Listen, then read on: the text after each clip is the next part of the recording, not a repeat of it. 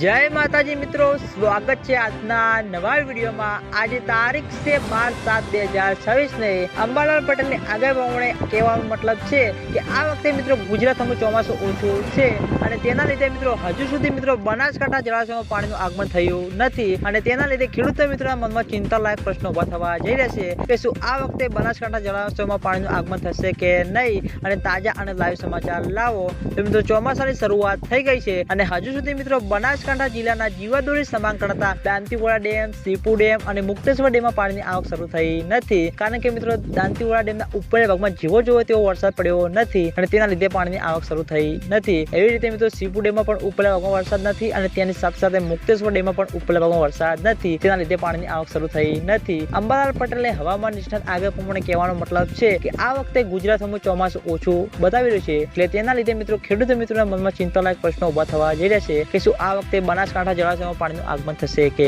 નહીં। તો મિત્રો પાણીનું આગમન નહીં થાય તો ખેડૂતો મિત્રોને સિંચાઈ કરવામાં પણ પાણીની મુશ્કેલી પડી શકે છે, એટલે ખેડૂતો મિત્રોની આશા છે કે જેમ બને તેમ ઝડપી મિત્રો બનાસકાંઠા જળાશયમાં પાણીનું આગમન થાય અને ઝડપી ભરાતા થાય। તો મિત્રો બનાસકાંઠા જિલ્લાના જીવાદોરી સમાન ગણાતા દાંતીવાડા ડેમ, સીપુ ડેમ અને મુક્તેશ્વર ડેમમાં પાણીની આવક શરૂ થશે। તો સૌથી પહેલા તમને બધાને આ ચેનલ દ્વારા વિડીયો બનાવીને જાણ કરવામાં આવશે, એટલે તમે બધા અમારી ચેનલ ઉપર નવા હોય તો વિડીયોને લાઈક કરી દેજો, કોમેન્ટ કરી દેજો અને ચેનલને સબસ્ક્રાઇબ પણ કરી દેજો। તો મિત્રો જય માતાજી।